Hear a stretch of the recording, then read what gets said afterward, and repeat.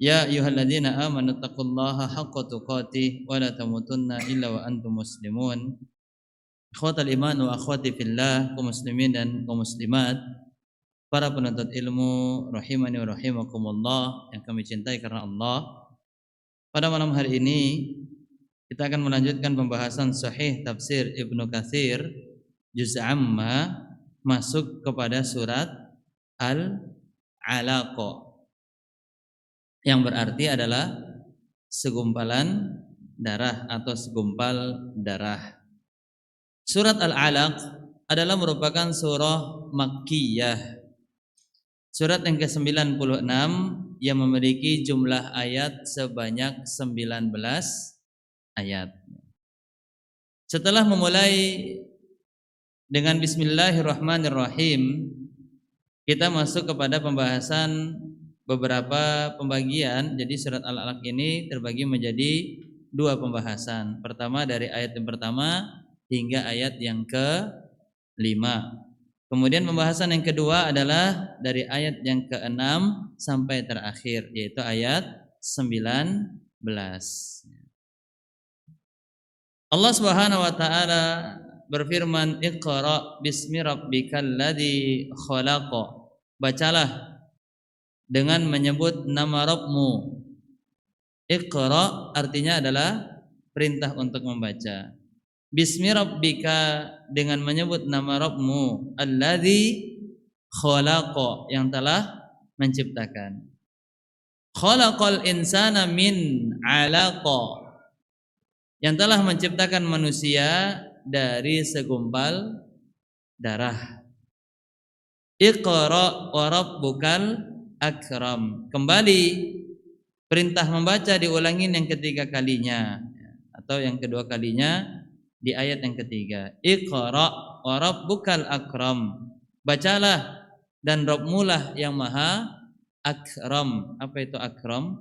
Yang maha pemurah. Akram ini bermakna pemurah bisa, kemudian maha penyantun bisa, maha penyayang juga bisa. Penuh kemuliaan, penuh kasih sayang, penuh kemurahan. Maka itu diantara makna daripada akram. Makna daripada akram. Alladzi 'allama bil qalam. Dialah Rabbmu yang penuh kemuliaan dan kemurahan tersebut, yang telah mengajarkan manusia dengan al-qalam, bil qalam, yaitu perantara qalam. Apa itu nanti insyaallah akan kita masuk kepada penjelasannya. 'Allamal insana ma lam ya'lam, dan dialah Allah tabaraka wa taala yang maha pemurah yang telah mengajarkan manusia apa yang tidak mereka ketahui sebelumnya. 5 ayat yang pertama kali turun dari Quran surat Al-Alaq, atau 5 ayat yang pertama ini adalah merupakan ayat yang pertama kali turun kepada Nabi Muhammad sallallahu alaihi wasallam. Kalau ayat yang pertama kali turun berkaitan tentang kenabian, yaitu adalah surat Al-Alaq. Tapi kalau ayat yang pertama kali, sebagian para ulama menyatakan yang membahas tentang masalah kerasulan, mulai diutusnya Nabi di dalam berdakwah, ya, mulai diperintahkannya Nabi untuk menyampaikan kalamullah, yaitu adalah Quran surah Al-Muddatsir, ya, atau dalam pendapat yang lain Al-Muzammil, dalam pendapat yang lain ada Al-Fatihah. Beberapa pendapat terjadi silang pendapat di antara ahlul ilmi. Ini berkaitan tentang masalah surat tentang risalah atau mulai diutusnya Nabi untuk berdakwah kepada umat Islam. Adapun kalau ditanya awal surat yang diturunkan sebagai kenabian, yaitu adalah surat Al-Alaq. Awal kenabian Muhammad sallallahu alaihi wasallam dan ayat yang pertama kali turun. Imam Ahmad meriwayatkan dari Aisyah radhiyallahu taala anhu, ia berkata, wahyu yang pertama kali turun kepada Nabi sallallahu alaihi wasallam ialah berupa mimpi yang benar waktu beliau tidur. Beliau tidak bermimpi, melainkan mimpi itu datang kepada beliau seperti falak, cahaya subuh, karena begitu jelas. Dikatakan mimpi, tapi tidak mimpi dikatakan tidak mimpi, tapi seolah-olah seperti mimpi. Karena begitu jelas. Kemudian hati beliau tertarik untuk mengasingkan diri. Namanya apa? Tahannus.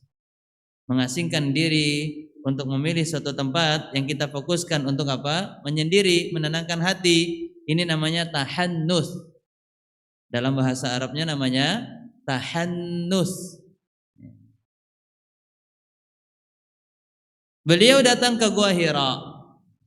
Di situ beliau beribadah beberapa malam, berdoa, mengingat Allah Tabaraka wa Ta'ala. Tujuannya adalah untuk merenungi apa yang menjadi hal yang akan dilakukan ataupun yang telah dilakukan oleh Nabi Muhammad sallallahu alaihi wasallam. Tujuannya adalah untuk berada di sana menjadikan dirinya lebih dekat lagi dengan Allah Tabaraka wa Ta'ala.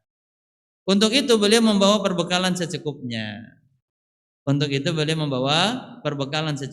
Setelah perbekalan habis, maka beliau kembali kepada Khadijah radhiyallahu taala anhu untuk mengambil lagi perbekalan secukupnya tersebut. Suatu ketika datanglah wahyu kepada beliau secara tiba-tiba sewaktu beliau masih berada di dalam Gua Hira. Kemudian malaikat datang kepada beliau di gua tersebut seraya berkata, "Iqra." Bacalah. Kemudian Nabi sallallahu alaihi wasallam menjawab, "Ma ana biqari." Gimana aku bisa mau membaca sedangkan aku sendiri tidak bisa membaca? Ma ana biqari, aku tidak bisa baca, kata Nabi sallallahu alaihi wasallam. Kemudian beliau bersabda, malaikat ini menarikku lalu mendekapku. Menarik dan mendekap. Sehingga aku kepayahan, karena begitu kuatnya dekapan malaikat Jibril kepada Nabi sallallahu alaihi wasallam. Kemudian setelah itu dia melepaskanku. Lalu ia berkata, bacalah. Iqra.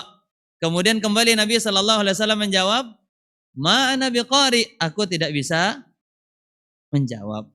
Aku tidak bisa membaca. Maka kembali malaikat Jibril alaihi salatu wasallam mendekapku lagi hingga aku kelelahan. Ya. Didekapnya malaikat Jibril Rasul sallallahu alaihi wasallam sehingga Nabi sallallahu alaihi wasallam dalam keadaan lelah karena begitu kuatnya dekapan malaikat Jibril. Kemudian dia melepaskanku lagi lalu ia berkata kepada Nabi sallallahu alaihi wasallam, "Iqra," bacalah. Kemudian Nabi sallallahu alaihi wasallam menjawab, "Aku tidak bisa membaca." Maka dia mendekapku untuk ketiga kalinya sampai aku kelelahan. Maka ini di antara upaya agar Nabi sallallahu alaihi wasallam memiliki kemampuan dan kekuatan untuk membaca. Dan ini bisa digunakan oleh para guru di dalam mengajarkan ilmu pada muridnya. Ngeyel, dekap aja. Disuruh ngerjain tugas nggak mau, dekap aja. Ya, subhanallah.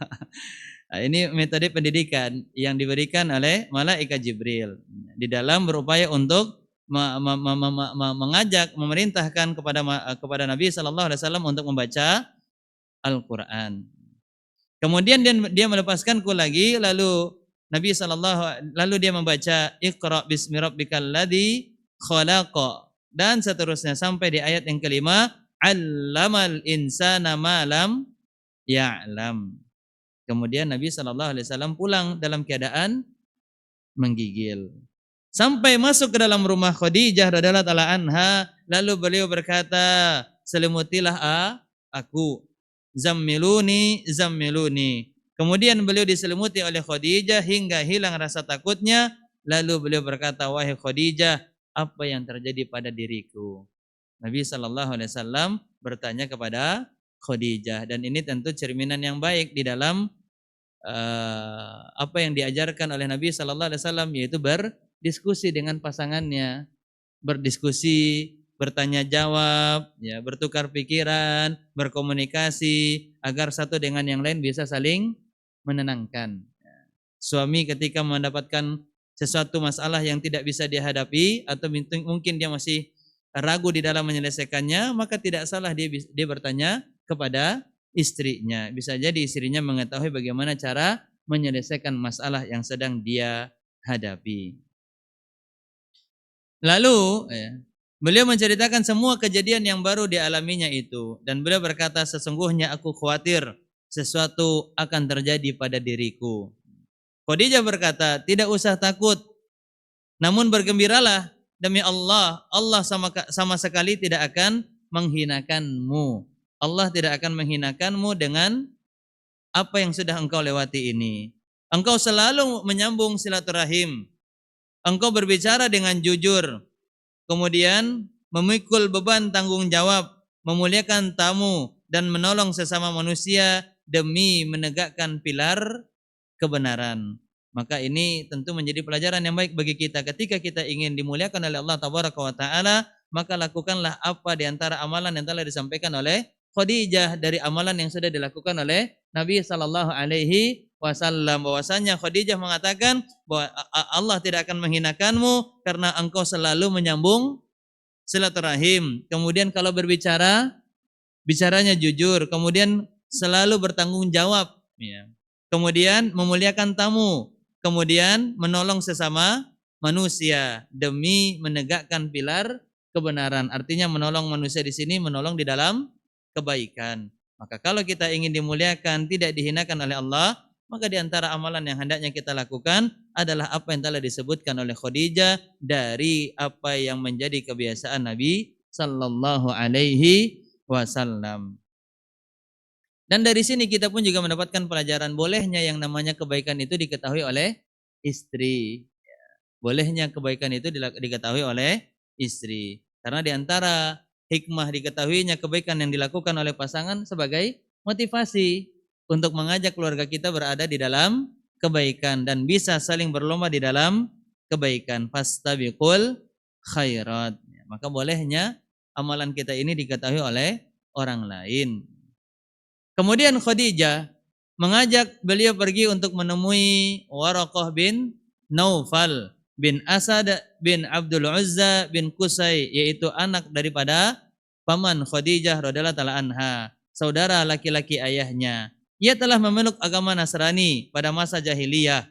Di masa jahiliyah, yaitu Waraqah bin Naufal memeluk agama Nasrani. Dan ia pandai menulis dalam bahasa Arab.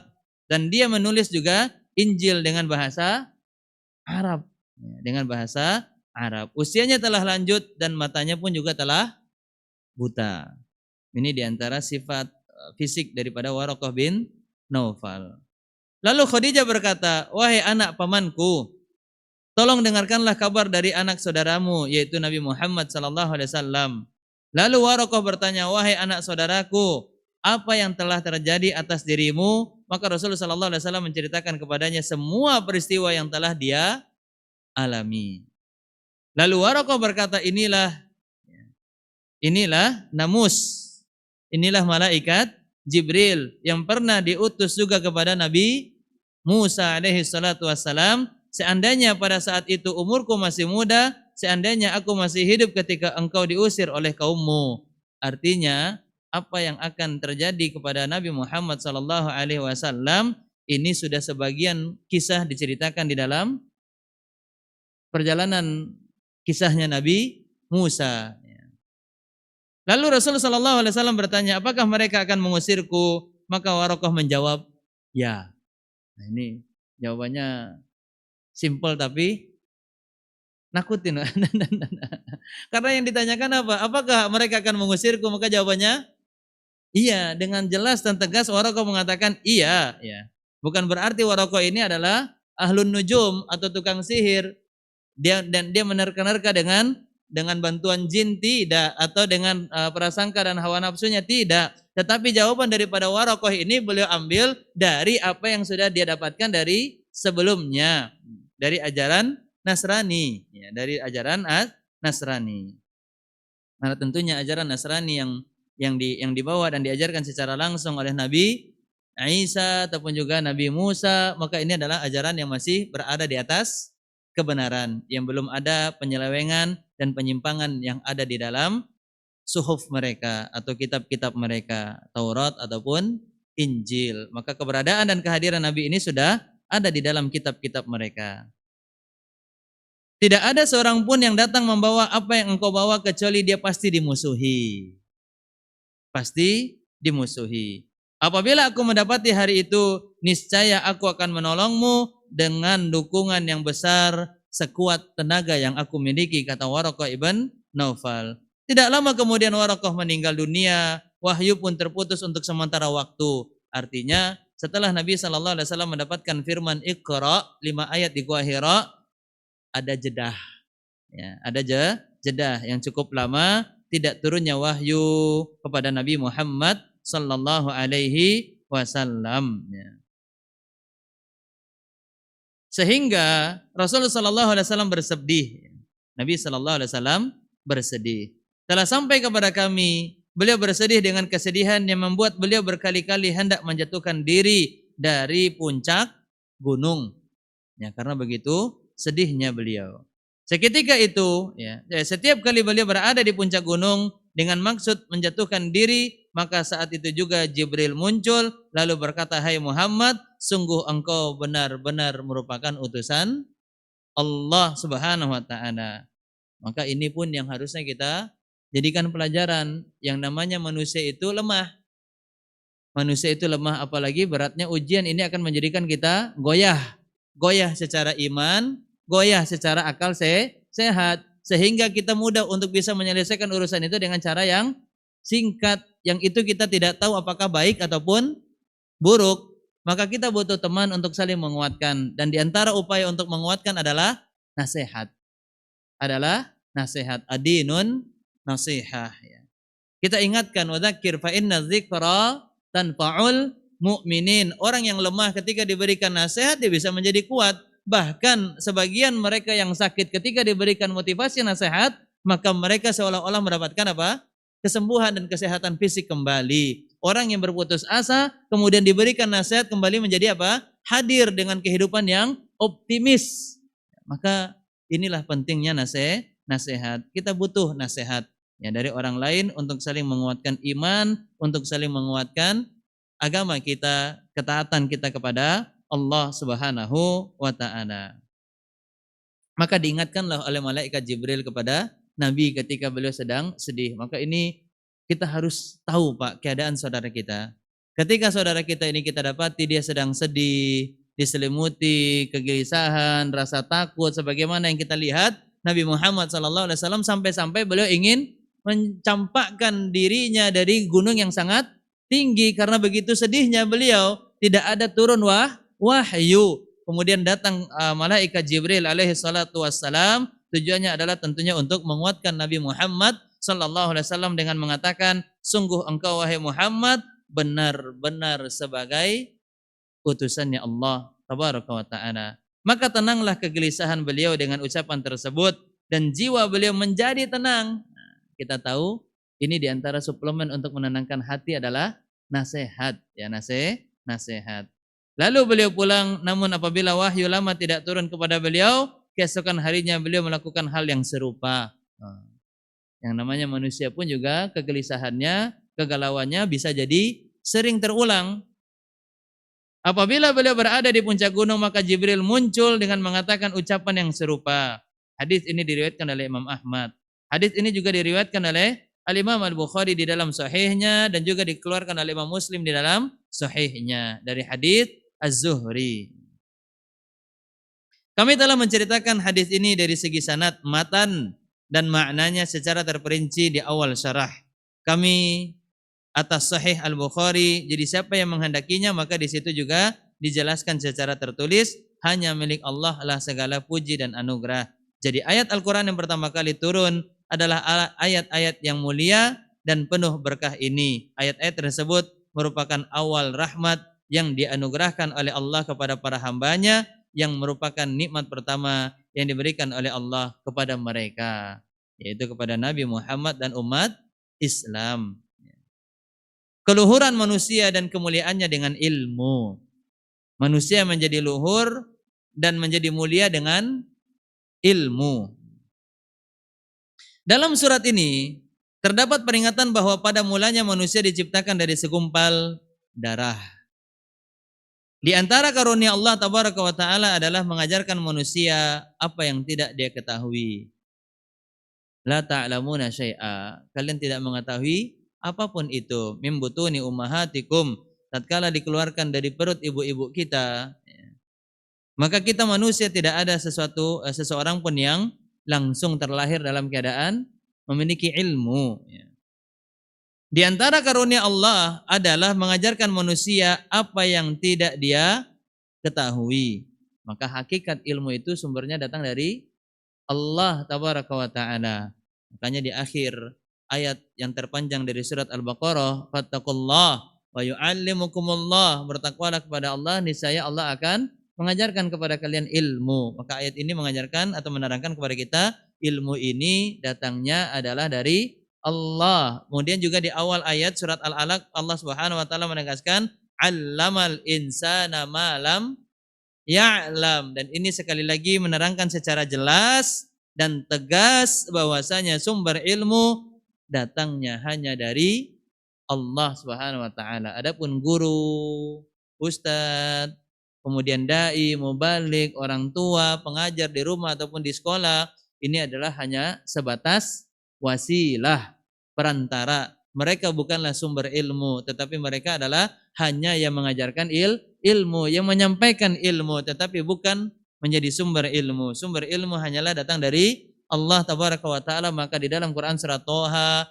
diajarkan kita untuk meminta tambahan ilmu, Rabbi zidni ilma. Begitupun juga di beberapa riwayat diajarkan oleh Nabi sallallahu alaihi wasallam agar kita meminta dianugerahkan ilmu. Di antaranya adalah Allahumma inni as'aluka ilman nafi'a. Dari doa ini Nabi sallallahu alaihi wasallam mengajarkan kepada umatnya agar kalian meminta ilmu hanya kepada Allah Subhanahu wa taala.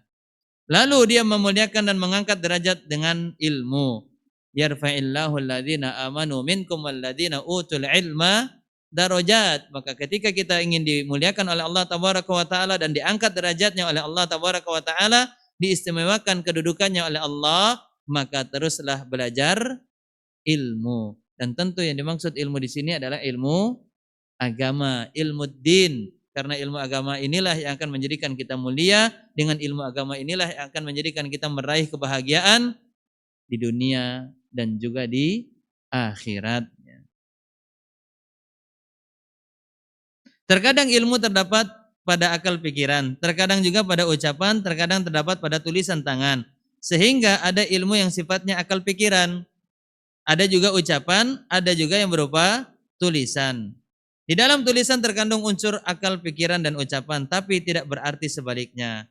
Karena itu Allah Subhanahu wa taala berfirman, Iqra wa rabbukal akram alladzi 'allama bil qalam 'allamal insana ma lam ya'lam. Bacalah dan Rabbmu lah yang maha mulia. Artinya di sini ada perintah dan ada pengagungan. Perintah yang Allah berikan adalah membaca.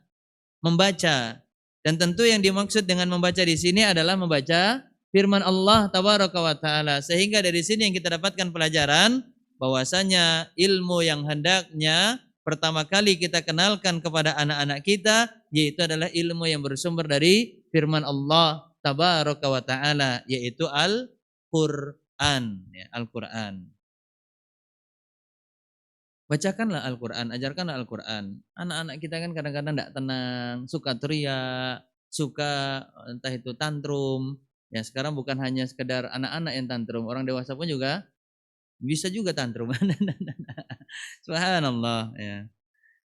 Maka bagaimana caranya? Kita tahu kisah bahwasanya Nabi Shallallahu Alaihi Wasallam pernah mendapatkan cerita ada peliharaan hewan yang di malam harinya itu ngamuk-ngamuk, teriak-teriak, dia tidak tenang ya. Tapi ternyata dibacakan ayat Al-Quran dia menjadi tenang. Maka ketika kita ingin menjadikan anak kita ini tenang sikapnya, baik ucapannya, tenang perbuatannya, maka teruslah dekatkan dia dengan Al-Quran. Iqra. Ya, perintah ini bukan hanya berlaku untuk Nabi Sallallahu Alaihi Wasallam, tetapi ini juga faidahnya untuk umat Islam, yaitu senantiasa membaca Al-Quran. Wa rabbukal akram, dan Rabbmu yang maha mulia. Dalam sebuah kalimat hikmah disebutkan ikatlah ilmu dengan tulisan, dan ini adalah merupakan hadis Nabi Sallallahu Alaihi Wasallam. Qayyidul ilma bil kitabah, ay dalam riwayatin bil kitabah, ikatlah ilmu dengan tulisan. Dan ada juga kalimat hikmah yang menyebutkan siapa yang mengamalkan ilmu yang ia ketahui, maka Allah akan mewariskan kepadanya ilmu yang belum dia ketahui. Maka ini pun juga terdapat riwayat hadisnya walaupun sebagian para ulama mendhaifkannya. Siapa yang mengamalkan ilmu yang telah dia ketahui, maka Allah akan mewariskan kepadanya ilmu yang belum dia ketahui. Maka bagaimana caranya agar kita bisa mendapatkan ilmu yang belum kita ketahui? Yaitu kita mengamalkan apa ilmu yang sudah kita ketahui. Nanti lambat laun di dalam proses tersebut mulai tampak mana ilmu-ilmu yang sebelumnya kita tidak tahu, akhirnya menjadi tahu. Kemudian, maka dari ayat ini kita mendapatkan pelajaran diantaranya apa? Ayat yang pertama kali turun kepada Nabi Shallallahu Alaihi Wasallam. Kemudian yang kedua, bolehnya kita menyendiri dengan tujuan untuk bisa menenangkan hati, menjernihkan pikiran. Ya. Nah, kalau bahasa kita sekarang namanya healing. Ya, pergi keliling kemana-mana gitu ya kan. Akhirnya pulang-pulang pusing 7 keliling. Ya, subhanallah. Dan ini Nabi Shallallahu Alaihi Wasallam melakukannya tujuannya adalah untuk menenangkan dirinya, menjernihkan pikirannya, untuk bisa mendekatkan dirinya kepada Allah Tabaraka wa Ta'ala. Kemudian yang kedua,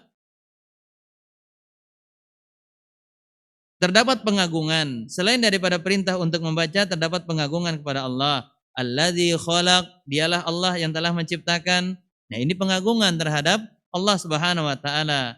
Kemudian wa rabbukal akram, dan Rabbmu lah yang maha pemurah, maha pengasih, ya, maha mulia, akram. Maka di sini juga terdapat pengagungan terhadap Allah Subhanahu wa Ta'ala. Dan ayat yang keempat, alladzi 'allama bil qalam, dan ini adalah merupakan perantara dari al-qalam. Ya, sebagian ulama menerangkan makna al-qalam di sini adalah apa yang termaktub, termaktub. Dan diantara yang termaktub di sini adalah Al-Quran. Ya, bil qalam artinya yang dimaksud di sini sebagian ulama ahli tafsir menerangkan bil qalam adalah perantara kalam, yaitu perantara Al-Quran. Maka ketika kita ingin mengetahui bagaimana cara beribadah yang baik dan benar kepada Allah Tabaraka wa Ta'ala, pelajarilah Al-Quran. Karena memang Al-Quran sumber ilmu agama, dan Al-Quran adalah merupakan sumber hidayah. La raib alif lam mim dzalikal kitabul la raiba fi hudal lil muttaqin, yaitu tidak ada keraguan di dalam Al-Qur'an yang menjadi sumber hidayah bagi orang-orang yang bertakwa. Selanjutnya,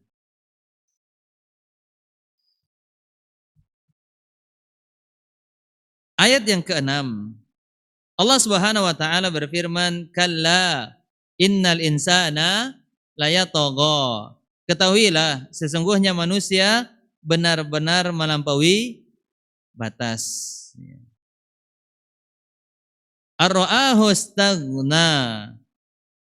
Karena mereka melihat, ya, dia melihat dirinya serba cukup. Serba cukup. Apa maksud daripada cukup di sini? Nanti akan kita dapatkan penjelasannya insyaallah. Inna ila rabbika ruj'a.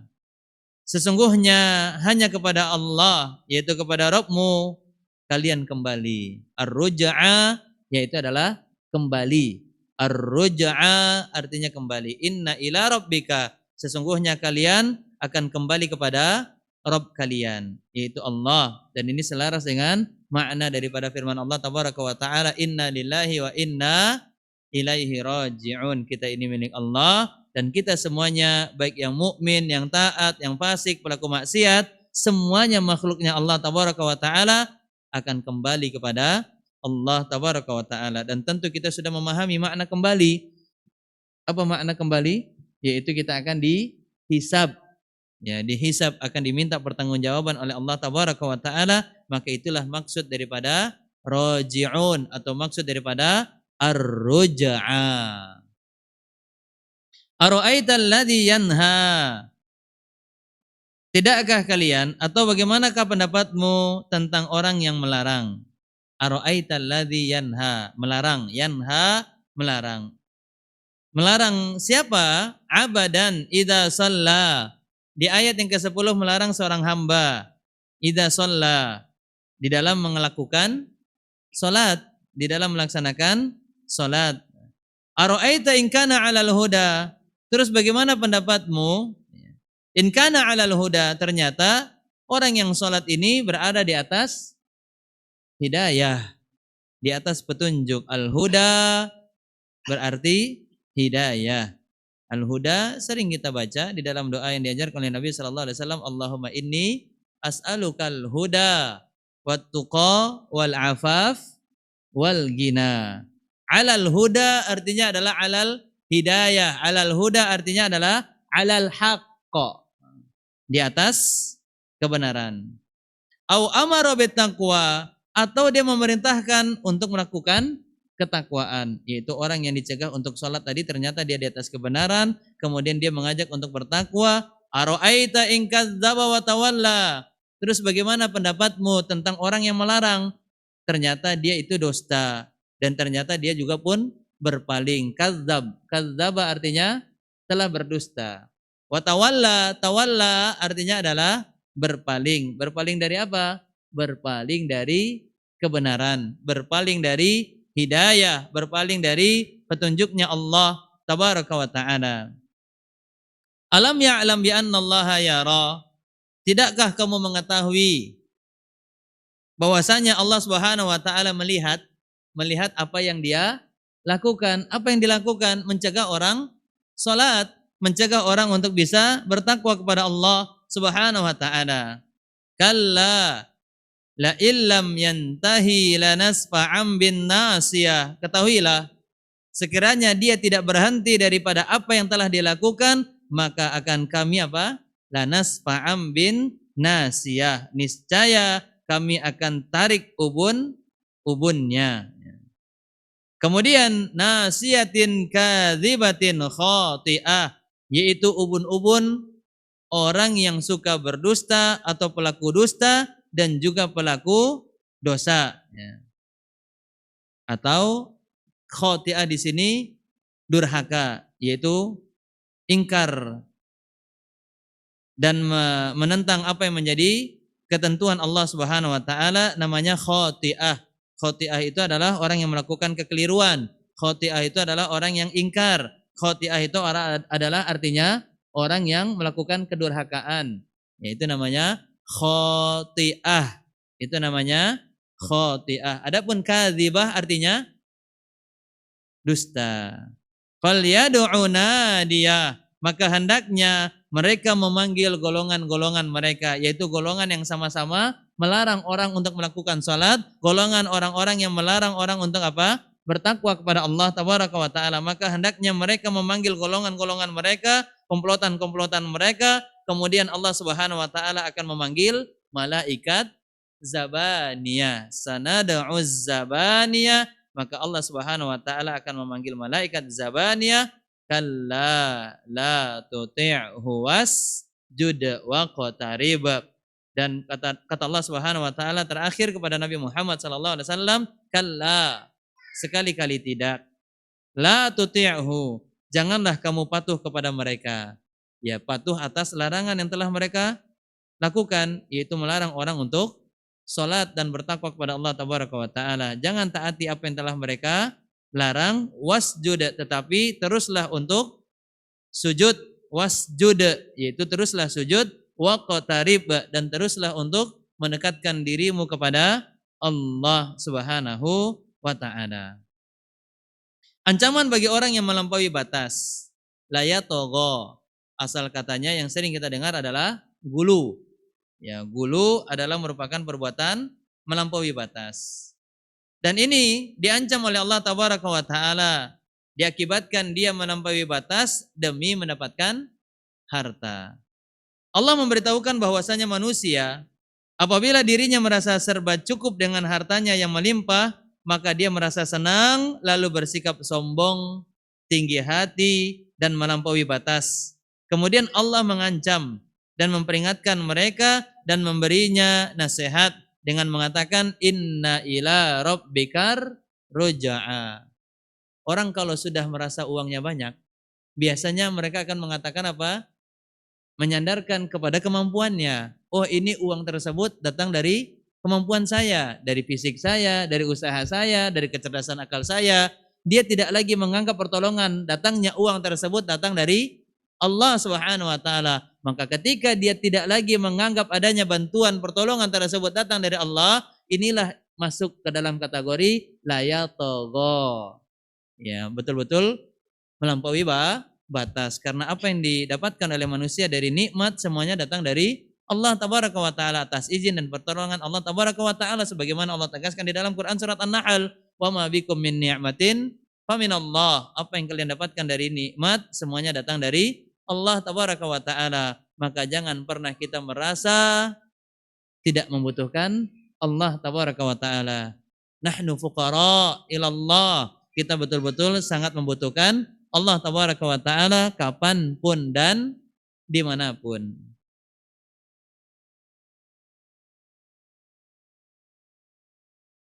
Ara'aital ladzi yanha. Kita lanjutkan pembahasan yang belum selesai di sebelumnya ini.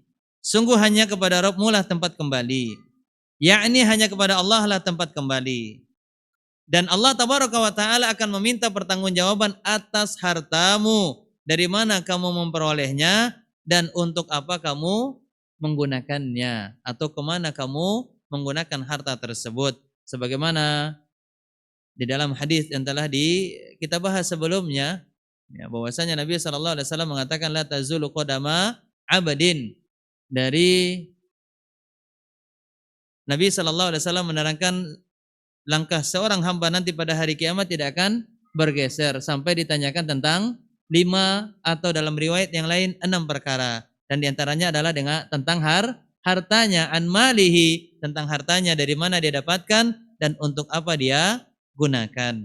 Maka ayat yang ke-6, ke-7 dan ke-8 ini menerangkan tentang masalah pertama, orang yang mendapatkan harta melimpah kemudian tidak lagi menganggap dirinya membutuhkan Allah tabaraka wa taala karena dia sudah memiliki apapun yang dia inginkan dari harta dunia. Maka ini adalah merupakan tindakan melampaui batas. Maka Allah mengingatkan dia di ayat yang ke-8, inna ila rabbikar ruj'a. Sesungguhnya kepada Allah, kepada Rabbmu tempat kembali. Artinya apa? Jangan kamu melampaui batas. Karena apa yang dilakukan oleh kamu dengan harta tersebut, semuanya ini akan ditanyakan oleh Allah tabaraka wa ta'ala. Kemudian selanjutnya, cercaan dan ancaman siksa terhadap Abu Jahal. Kemudian Allah Subhanahu wa taala berfirman, ara'aital ladzi yanha 'abadan idza shalla. Bagaimana pendapatmu tentang orang yang melarang seorang hamba ketika dia melaksanakan salat? Di dalam kisah ini yang masyhur adalah orang yang melarang Nabi sallallahu alaihi wasallam salat, Abu Jahal. Tetapi para ulama tafsir diantaranya mengatakan, yaitu Syekh Abdurrahman bin Nasir As-Sa'di ataupun juga Syekh Muhammad ibn Shalih Al-Utsaimin rahmatullahi alaihima, menyatakan bahwasanya ayat ini bukan hanya menerangkan untuk Abu Jahal, tapi menerangkan kepada siapapun yang mereka melarang orang-orang untuk melakukan salat. Di antaranya apa, Pak? Ngajak jalan-jalan. Udah datang waktu sholat dibilangnya apa? Dantar aja. Entah itu ngajak jalan, ngajak makan, atau yang di mall itu apa? Bioskop, ngajak nonton gitu ya. Nah, ini kan termasuk di antara orang yang mencegah secara tidak langsung, berarti dia sudah mencegah saudaranya untuk melakukan sholat. Ya, untuk melakukan sholat. Padahal waktu sholat itu disebutkan oleh Allah tabaraka wa ta'ala sudah ditetapkan waktunya. Inna salata kanat 'alal mu'minina kitaban mauquta. Sesungguhnya waktu salat telah Allah Subhanahu wa taala tetapkan untuk orang-orang yang beriman. Subuh waktunya kapan, zuhur, asar kapan, maghrib dan isya pun juga kapan. Maka salatlah kita pada awal waktunya. Kecuali kalau musafir. Musafir ada pilihan, entah itu takdim atau takhir, bisa diawalkan atau bisa diakhirkan. Ini kalau musafir, itu kalau musafir ada rukhsahnya ya. Ada rukhsahnya. Walaupun sebagian memang Mungkin beralasan pernah Nabi Shallallahu Alaihi Wasallam melaksanakan jamak dengan tidak adanya uzur. Tapi uzur yang dilakukan yang tidak ada uzur di sini bukanlah uzur yang bersifat melalaikan.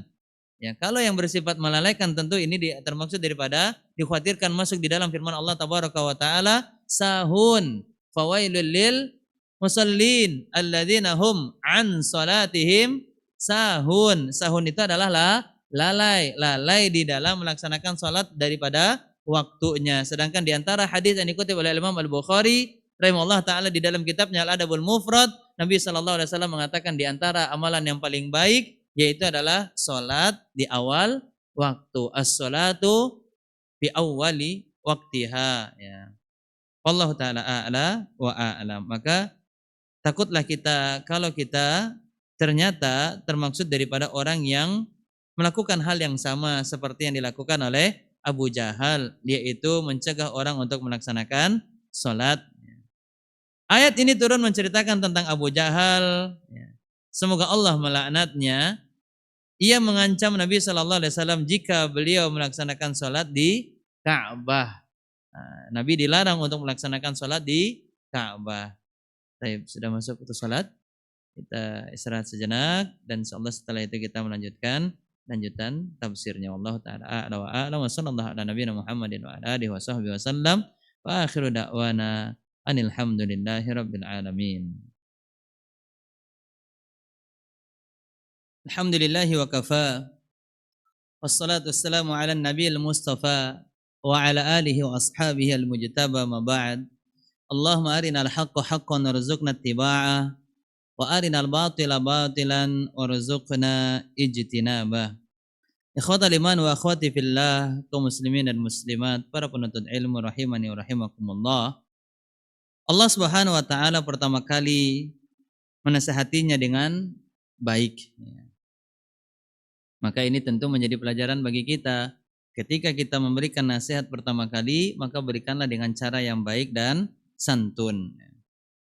Ara'aita in kana 'alal huda, bagaimana pendapatmu jika dia yang dilarang salat itu berada di atas kebenaran? Yakni bagaimana pendapatmu jika orang yang kamu larang itu berada pada jalan yang benar dalam perbuatannya? Au amara bitaqwa, dan menyuruh bertakwa kepada Allah, sedangkan kamu menghardik, mengancamnya hanya karena dia melaksanakan salat. Maka ini peringatan Allah kepada Abu Jahal yang telah menghardik, mengancam Nabi sallallahu alaihi wasallam dikarenakan Nabi salat di dekat Ka'bah atau di hadapan Ka'bah. Karena itu Allah Subhanahu wa taala mengatakan alam ya'lam bi annallaha yara. Mulai lagi masuk kepada tahapan nasihat selanjutnya. Pertama, teguran dengan baik, kemudian yang kedua, mulai lagi kepada tahapan selanjutnya. Tidakkah dia mengetahui bahwasanya sesungguhnya Allah melihat? Nah, ini sudah mulai ada ancaman. Sudah mulai ada ancaman. Tidakkah dia mengetahui bahwasanya sesungguhnya Allah melihat segala apa yang telah dia lakukan kepada Nabi sallallahu alaihi wasallam, yaitu dia melarang orang yang mendapat petunjuk bahwa Allah melihat perbuatan apa yang dia lakukan. Allah akan membalas perbuatannya itu dengan balasan yang paling sempurna. Artinya kezaliman akan juga dibalas oleh Allah dengan kezaliman. Tindakan keburukan yang diberikan kepada Nabi Muhammad sallallahu alaihi wasallam, maka Allah pun juga akan membalas keburukannya tersebut. Kemudian Allah Subhanahu wa taala berfirman dengan mengancam dan menakut-nakuti. Mulai lagi masuk kepada tahapan nasihat selanjutnya. Sudah dikasih nasihat baik-baik di awal, tapi ternyata tidak digubris, tidak dilakukan, tidak ditinggalkan apa yang telah dia lakukan dari perbuatan yang buruk tersebut, tapi masih terus dikerjakan keburukan tersebut. Maka mulai masuk kepada tahapan selanjutnya, ancaman yang sangat keras yang diberikan oleh Allah Subhanahu wa taala. Kalla la illam yantahi, jika dia tidak berhenti daripada berbuat perbuatan demikian, yaitu menghardik Nabi Muhammad sallallahu alaihi wasallam karena salat, mengancam Nabi Muhammad sallallahu alaihi wasallam ketika beliau hendak salat, dan seterusnya menakut-nakuti Nabi agar Nabi tidak melaksanakan salat di depan Ka'bah. La nasfa'an bin nasiyah, niscaya kami akan tarik ubun-ubunnya. Maksudnya apa? Akan kami azab dia ke dalam neraka, akan kami siksa, kami tarik ubun-ubunnya, artinya adalah kami akan campakkan dia ke dalam neraka. Yakni benar-benar akan mencapnya dengan warna hitam nanti pada hari kiamat. Kemudian Allah Subhanahu wa taala berfirman, nasiyatin kadzibatin khati'ah, yang dicabut oleh Allah, yang akan disiksa ubun-ubunnya di dalam neraka adalah ubun-ubun pelaku dusta dan durhaka. Siapa itu? Ya, Abu Jahal. Yang dimaksud di sini oleh Allah adalah Abu Jahal, tetapi juga bisa berlaku kepada yang lainnya yang mendustai firman Allah, kemudian yang durhaka atas ketentuan Allah, maka dia termaksud daripada yang terancam akan dicabut ubun-ubunnya dan dicampakkan ke dalam neraka. Wal'iyadzubillah. Mungkin namanya tidak ada lagi Abu Jahal, tapi sikap-sikap dan sifat perbuatan Abu Jahal ini masih ada, masih terwariskan nanti sampai pada hari kiamat. Mereka mendustakan kebenaran yang datang dari firman Allah, kemudian mereka durhaka atas hukum-hukum yang telah ditetapkan oleh Allah Subhanahu wa taala. Falyadu'una dia, maka biarkanlah dia memanggil golongannya. Karena Abu Jahal mengatakan apa? Wahai Muhammad, dengan apa kamu akan mengancamku, kata Abu Jahal. Ya. Ini beraninya keroyokan ya. Ya, ingatlah ya, sungguh aku mempunyai golongan pendukung yang lebih banyak di lembah ini. Dan dia bersumpah mengucapkan nama siapa? Nama Allah, demi Allah. Ya. Kata Abu Jahal, sungguh aku mempunyai golongan-golongan pendukung yang lebih banyak di lembah ini. Artinya kalau nanti Nabi Muhammad dengan pendukungnya akan memberikan balasan buruk atau membalas keburukannya ini dengan keburukan yang atau membalas apa yang dilakukan oleh Abu Jahal, maka Abu Jahal sudah menyiapkan pasukan atau pendukung-pendukung yang dapat membantu dan melindungi dirinya di dalam lembah tersebut, yaitu lembah mana ini? Ya Makkah. Yang dimaksud dengan lembah di sini adalah Makkah yang terdapat di dalamnya Ka'bah. Lalu Allah Subhanahu wa taala menurunkan firman, "Falyadu'una dia sanadu'uz zabaniya." Biarkanlah Muhammad dia memanggil siapa saja pendukungnya. Siapa saja yang akan menolongnya dan membantunya. Tapi tenang, kami akan memanggil yang namanya Zabaniyah. Zabaniyah. Hanya satu malaikat Zabaniyah yang dipanggil oleh Allah Tabaraka wa Ta'ala, yaitu malaikat penyiksa orang-orang yang melakukan dosa. Ibnu Abbas radhiyallahu ta'ala anhuma berkata, seandainya Abu Jahal ini memanggil golongannya, maka malaikat penyiksa akan menyiksa seketika itu juga. At-Tirmidzi menyatakan bahwasanya hadis tersebut adalah merupakan hadis hasan sahih. Maka kalau sekiranya Abu Jahal betul-betul memanggil komplotannya, maka Allah betul-betul juga akan menurunkan Zabaniyah untuk menyiksa mereka seperih-perih dan sebesar-besar siksaan kepada mereka. Ibnu Jarir meriwayatkan dari Abu Hurairah radhiyallahu ta'ala anhu yang berkata, Abu Jahal berkata, apakah wajah Muhammad berdebu karena sujud di hadapan kalian? Mereka berkata, betul. Abu Hurairah mengatakan bahwasanya Abu Jahal berkata, demi Lata dan Uzza, jika aku benar-benar melihatnya melaksanakan salat, maka akan ku injak lehernya dan akan aku lumuri wajahnya dengan tanah. Ini diantara bentuk kalimat ancaman yang diucapkan oleh Abu Jahal untuk menakut-nakuti Nabi SAW agar dia tidak salat di hadapan Ka'bah, di depan Ka'bah. Kalau aku melihat Nabi Muhammad atau Muhammad itu salat, maka akan aku injak lehernya dan aku akan lumuri wajahnya dengan tanah. Lalu dia Abu Jahal menghampiri Rasulullah SAW yang sedang melaksanakan salat. Dia hendak menginjak-injak leher Nabi SAW. Kemudian Abu Hurairah berkata, tiba-tiba mereka terkejut melihat Abu Jahal kembali mundur dan berlindung di balik kedua tangannya. Abu Hurairah berkata, lalu Abu Jahal ditanya, apa yang terjadi padamu? Abu Jahal menjawab, sungguh di antara diriku dan dirinya terdapat parit dari api. Ditampakkan oleh Allah Tabaraka wa Ta'ala sehingga menjadikan Abu Jahal takut, mau diinjak, ditampakkan parit api, kemudian dia kembali mundur.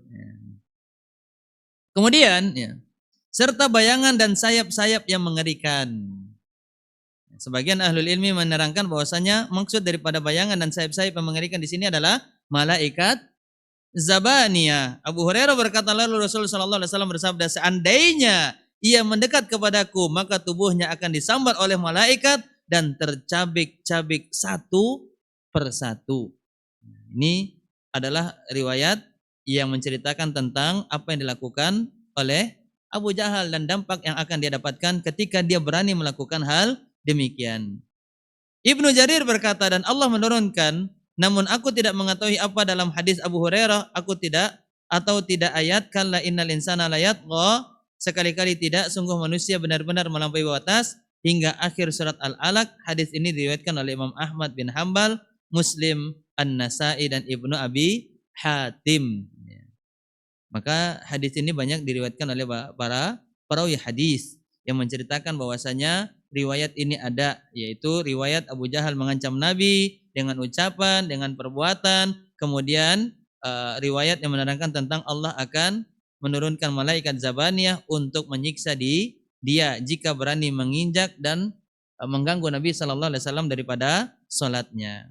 Kemudian yang terakhir, hiburan untuk Nabi sallallahu alaihi wasallam. Allah Subhanahu wa taala berfirman, "Kalla la tuti'hu." Sudah wahai Muhammad, sekali-kali janganlah engkau mentaati dia. Artinya sekalipun dia banyak penolong, pengikut ya, banyak kelompoknya yaitu Abu Jahal, kemudian dia melarang untuk sholat di Ka'bah, maka jangan taati apa yang dia larang ya. Yakni wahai Muhammad, janganlah kamu mematuhi larangannya, yaitu larangan untuk beribadah dan memperbanyak ibadah tersebut kepada Allah tabaraka wa taala. Akan tetapi laksanakanlah salat sekehendakmu, kapanpun dan berapapun jumlahnya. Dan janganlah engkau memperdulikan apa yang menjadi larangan Abu Jahal, karena Allah telah menjaga dan menolongmu, dialah yang menjagamu dari gangguan manusia.